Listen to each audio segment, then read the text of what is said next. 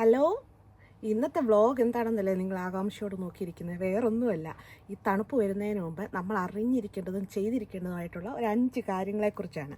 അപ്പോൾ എല്ലാവർക്കും എൻ്റെ യൂട്യൂബ് ചാനലായ വേൾഡ് അറൗണ്ട് മീയിലേക്ക് സ്വാഗതം. അപ്പോൾ നമുക്ക് നേരെ വ്ളോഗിലോട്ട് പോകുന്നതിന് മുമ്പ് ആ കാര്യങ്ങൾ ചെയ്തേരും കേട്ടോ. വ്ളോഗുകളെല്ലാം ഇഷ്ടപ്പെടുന്നവർ നിങ്ങൾ സബ്സ്ക്രൈബ് ചെയ്യാനൂടെ മറക്കരുത്. അതുപോലെ തന്നെ ബെല്ലൈക്കണം എനേബിൾ ചെയ്യാനും മറക്കരുത്. അപ്പോൾ നമുക്ക് നേരെ കൂടുതൽ കാര്യങ്ങളൊന്നും വലിച്ചു നീട്ടാതെ നേരെ വ്ളോഗിലോട്ട് പോകാം. ഇന്ന് UK നല്ല കാലാവസ്ഥയാണ്, അതുകൊണ്ട് ഞാനത് പുറത്ത് നിന്നിട്ട് അങ്ങ് വ്ളോഗ് ചെയ്യാമെന്ന് ഓർത്തു. അപ്പോൾ ആദ്യത്തെ ഒരു കാര്യം, നമ്മൾ തണുപ്പ് വരുന്നതിന് മുമ്പ് ചെയ്യേണ്ടത് വിറ്റമിൻ D ചെക്ക് ചെയ്യുക എന്നുള്ളതാണ്.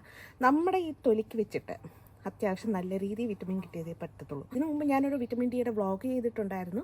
അത് നിങ്ങൾക്ക് പോയി ചെക്ക് ചെയ്യാവുന്നതാണ്. എങ്ങനെയാണ് ചെക്ക് ചെയ്യേണ്ടത്, GPയുടെ അടുത്ത് പോകാതെ എങ്ങനെ നമുക്ക് വീട്ടിൽ ഇരുന്നുകൊണ്ട് വിറ്റമിൻ D ചെയ്യാമെന്നുള്ളത്. അപ്പം വിറ്റമിൻ ഡിയുടെ സൈഡ് എഫക്ട്സുകൾ ഒത്തിരി ഉണ്ട്. നമുക്ക് പ്രത്യേകിച്ച് വിൻ്റർ സമയമാകുമ്പോൾ ഇത് അത്യാവശ്യം എന്ന് പറഞ്ഞാൽ വളരെ അത്യാവശ്യമാണ്. അതുകൊണ്ട് അതിൻ്റെ ടാബ്ലറ്റുകൾ നമ്മൾ നേരത്തെ കാലത്ത് എടുക്കാൻ തുടങ്ങുക. നമ്മൾ ഡോക്ടറിൻ്റെ അടുത്ത് നിന്ന്, ഇവിടുത്തെ UK GP, അതായത് ഡോക്ടറിൻ്റെ അടുത്ത് നിന്ന് നിങ്ങൾ പറയുക എനിക്കിപ്പം വിറ്റമിൻ D ചെക്ക് ചെയ്യണമെന്ന് പറഞ്ഞാൽ അവർ സമ്മതിക്കത്തില്ല കേട്ടോ. ചില സർജറികളിൽ ചിലയിടത്ത് അത് സമ്മതിക്കും. കാരണം എന്താണെന്ന് വെച്ചാൽ ഇപ്പോൾ ഇതെല്ലാം ചെയ്യാനുള്ള കിറ്റുകളെല്ലാം അവൈലബിളാണ്. അതുപോലെ തന്നെ എല്ലാ സൂപ്പർ മാർക്കറ്റുകളിലും വിറ്റമിൻ Dയും അവൈലബിളാണ് വാങ്ങിക്കാൻ. പിന്നെ നമുക്ക് എത്ര സ്ട്രെങ്ത് എടുക്കണമെന്നുള്ളത് അത് നമ്മൾ ചെയ്ത് നോക്കിയിട്ട് ഡോക്ടറിനോട് ഒന്ന് കൺസൾട്ട് ചെയ്യുക. പറയുക എനിക്ക് വിറ്റമിൻ D ഇങ്ങനെ ഞാൻ ചെക്ക് ചെയ്തപ്പോൾ എനിക്ക് ഇത്ര കുറവായിട്ടാണ് കാണുന്നത്, അല്ലെന്നുണ്ടെങ്കിൽ ഒത്തിരി ഡെഫിഷ്യൻ്റായിട്ട് കാണിക്കുന്നുണ്ട്. ഞാൻ സ്റ്റാർട്ടിങ് മിക്കപ്പോഴും അവർ ലോ ഡോസ് ആയിരിക്കും കണ്ടിന്യൂസ് ആയിട്ട് എടുക്കാൻ പറയുന്നത് കേട്ടോ.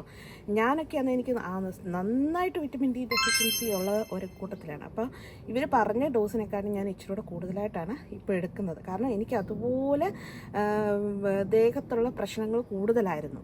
അപ്പം ആദ്യത്തെ കാര്യം വിറ്റമിൻ D. ഇനി രണ്ടാമത്തെ കാര്യം എന്താണെന്നല്ലേ, വേറൊന്നുമല്ല, ഫ്ലൂ വാക്സിൻ ഇവിടെ ഒരു 50 വയസ്സിന് മുകളിലുള്ളവർ, കുഞ്ഞുങ്ങൾ, പ്രതിരോധ ശക്തി കുറവുള്ള അസുഖങ്ങളുള്ളവർ, പറഞ്ഞ ഡയബറ്റീസ്, ഹൈപ്പർ ടെൻഷൻ അങ്ങനെയുള്ളവരും എല്ലാവരും വീക്കായിട്ടുള്ളവർ, 50 വയസ്സിന് മുകളിലുള്ളവരും എല്ലാം തന്നെ ഇവിടെ കൂടുതലായിട്ട് എടുക്കുന്നതാണ് ഈ ഫ്ലൂ വാക്സിൻ. ഇത് നിങ്ങൾക്ക് കിട്ടാൻ വേണ്ടി നിങ്ങൾ GPയുടെ അടുത്ത് പോയാൽ മതി. GP അതിനുള്ള അറേഞ്ച്മെൻറ്റ് ചെയ്യുന്നതായിരിക്കും. കുഞ്ഞുങ്ങൾക്കൊക്കെ അന്നേരം സ്കൂളിൽ നിന്ന് തന്നെ അവർ നമുക്ക് ലെറ്റർ വിടുകയോ മെസ്സേജ് വിടുകയോ ഒക്കെ ചെയ്യുന്നതായിരിക്കും. ഇനി ഹോസ്പിറ്റൽ അല്ലെന്നുണ്ടെങ്കിൽ കെയർ ഹോമിൽ വർക്ക് ചെയ്യുന്നവർക്കാണെങ്കിൽ അതിനും നമ്മുടെ എംപ്ലോയർ നമ്മളോട് ചോദിക്കുന്നതായിരിക്കും നിങ്ങൾക്ക് ഫ്ലൂ വാക്സിൻ വേണമെന്ന്. ഇനി മൂന്നാമത്തെ എന്താണെന്നല്ലേ, വേറെ ഒന്നുമല്ല, നമ്മുടെ റേഡിയേറ്റർ, നമ്മുടെ ഹീറ്റിംഗ് സിസ്റ്റം അതൊക്കെ കറക്റ്റാണോ എന്നൊന്ന് നോക്കാൻ ശ്രമിക്കുക. കാരണം നമ്മളിപ്പോൾ ഒരു സമ്മർ അങ്ങോട്ട് കഴിഞ്ഞ് വിൻ്ററിലോട്ട് കയറുകയാണ്. അപ്പോൾ അതുകൊണ്ട് ഇത്രയും നാളും നമുക്ക് നമ്മുടെ ഹീറ്റിംഗ് ഒന്നും ഓൺ ആക്കേണ്ട ആവശ്യം വന്നിട്ടില്ല അല്ലേ. അപ്പോൾ നമ്മുടെ ഇൻഷുറൻസ് ഉള്ളവരൊക്കെ ആണെന്നുണ്ടെങ്കിൽ അതൊക്കെ കൈൻഡേറ്റ് ആണോ, ഈ ഹീറ്റിംഗ് സിസ്റ്റം ഒക്കെ കവേർഡ് ആണോ എന്നൊക്കെ നോക്കുക. എല്ലാം ഒന്ന് ഓൺ ചെയ്ത് നോക്കുക. എല്ലാ റൂമുകളിലെയും റേഡിയേറ്റർ കറക്റ്റായിട്ട് വർക്ക് ചെയ്യുന്നുണ്ടോ. അപ്പോൾ മിക്ക ആൾക്കാരും പറഞ്ഞു കേട്ടിട്ടുണ്ട്, ഈ ചൂട് കഴിഞ്ഞിട്ട് വിൻ്ററിലോട്ട് വരുന്നതിന് മുമ്പ് ഹീറ്റിംഗ് ഇടുമ്പോൾ ചിലപ്പം അതിൻ്റെ അടിവശത്ത് ചൂട് റേഡിയേറ്ററിന് താഴ്ഭാഗത്ത് തണുത്തും അല്ലെങ്കിൽ ചൂട് വന്നിട്ട് മേൽഭാഗം തണുത്തും ഒക്കെ ഇരിക്കുന്നു എന്നൊക്കെ പറഞ്ഞു കേട്ടിട്ടുണ്ട്. അത് ചിലപ്പോൾ അതിനകത്ത് എയറൊക്കെ ഉള്ളത് കൊണ്ടൊക്കെ ആയിരിക്കും. അതൊന്ന് റേഡിയേറ്ററെല്ലാം ഒന്ന് സർവീസ് ചെയ്യാൻ ശ്രമിക്കുക. ഇയർലി സർവീസുകൾ മുടങ്ങാതെ ചെയ്യുക. അപ്പോൾ നമ്മൾ തണുപ്പിനെ ആകുമ്പോഴത്തേന് കുഞ്ഞുങ്ങളൊക്കെ ഉള്ളവരാണെന്നുണ്ടെങ്കിൽ വളരെ ബുദ്ധിമുട്ടാണ്. നമുക്ക് ഹീറ്റിംഗ് കറക്റ്റായിട്ട് നമ്മുടെ റൂമുകളിൽ എത്തിയില്ലെന്നുണ്ടെങ്കിൽ ഈ പറഞ്ഞ പോലെ പനിയും അസുഖങ്ങളും ഇതും എല്ലാം വരാൻ ചാൻസ് ഉണ്ട്. അപ്പോൾ നമ്മുടെ മൂന്നാമത്തെ കാര്യം വേറെ ഒന്നുമല്ല, ഹീറ്റിംഗ് സിസ്റ്റം നമ്മൾ കറക്റ്റാണോ എന്ന് നോക്കുക. ഇനി നാലാമത്തെ കാര്യം എന്താണെന്നല്ലേ, വേറെ ഒന്നുമല്ല, നമ്മുടെ കാറൊക്കെ സർവീസ്ഡ് ആണോ, ടയർ കറക്റ്റാണോ, ടയറിൻ്റെ ഡെപ്തും കാര്യങ്ങളും ത്രെഡൊക്കെ ഒന്ന് കറക്റ്റാണോ, നല്ല ടയറാണോ നമ്മൾ ഉപയോഗിക്കുന്നത്, ബ്രേക്ക് പിടിച്ചാൽ കറക്റ്റായിട്ട് നിൽക്കുന്നുണ്ട്. കാരണം തണുപ്പ് വന്നു കഴിയുമ്പം ഈ സംഭവങ്ങളെല്ലാം ഒന്ന് ബ്രേക്ക് പിടിച്ചാൽ അവിടെ നിന്ന് നിൽക്കേണ്ടായോ.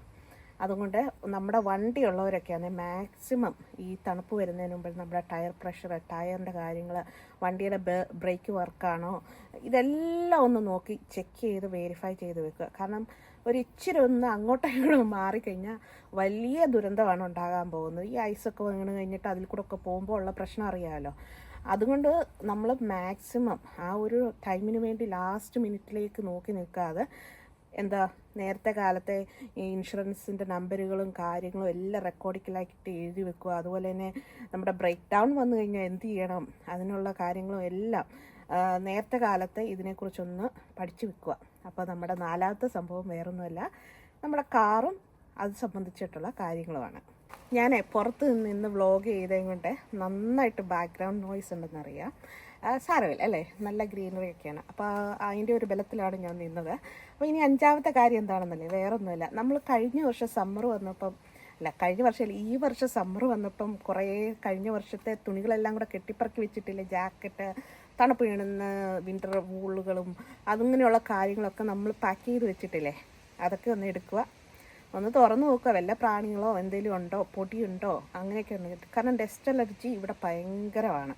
അങ്ങനെയുള്ളപ്പം നമ്മൾ നേരെ പോയിട്ട് ഇതൊക്കെ ഒന്ന് ക്ലീൻ ചെയ്ത് ഉണക്കി പറക്കി, പിന്നെ ഇതുപോലെ തന്നെ കീറലോ, ഇനിയിപ്പോൾ പുതിയൊരു ജാക്കറ്റ് വേണമെന്നുണ്ടെങ്കിൽ ഇപ്പോൾ സെയിലൊക്കെ വരുന്ന സമയങ്ങളിലൊക്കെ ഇതൊക്കെ വാങ്ങിക്കാൻ നോക്കുക. അതൊക്കെ ഒന്ന് കുഞ്ഞുങ്ങൾക്ക്, പ്രത്യേകിച്ച് കുഞ്ഞുങ്ങൾക്ക് കവർ ചെയ്യാനുള്ള അത്യാവശ്യം എല്ലാ സാധനം, അതിൻ്റെ കാര്യം നമ്മൾ പിശിക്കരുത്. പൈസ ഇല്ല അല്ലെങ്കിൽ പൈസ പോകുമെന്ന് വിചാരിച്ച് പിശിക്കരുത് കേട്ടോ.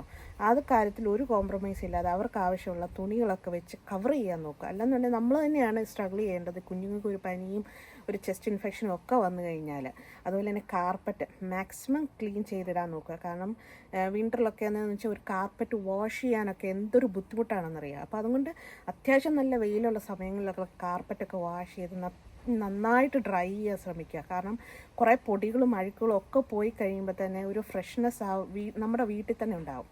അപ്പം എൻ്റെ ഓർമ്മയിൽ വന്ന 5 ഇമ്പോർട്ടൻ്റ് കാര്യങ്ങളാണ് ഞാൻ നിങ്ങളുമായിട്ട് ഷെയർ ചെയ്തത്. അപ്പം സ്ഥിരം വ്ളോഗ് കാണുന്ന എല്ലാ എൻ്റെ നല്ല സുഹൃത്തുക്കൾക്കും ഒരിക്കൽ കൂടി ഒരുപാട് നന്ദി കേട്ടോ. അപ്പോൾ ഇനി വീണ്ടും വരാം. ഇന്നത്തെ മോട്ടിവേഷൻ എന്നൊന്നും പറയാൻ പറ്റത്തില്ല, ഞാൻ സ്ഥിരം പണ്ട് ചെയ്തുകൊണ്ടിരുന്ന ടൈപ്പിലുള്ള വ്ളോഗാണ് ഇന്നത്തെ വ്ളോഗ്. ഇൻഫോർമേറ്റീവ് വീഡിയോ അത് തന്നെ. അപ്പോൾ എല്ലാവർക്കും ഒരിക്കൽ കൂടി നന്ദി.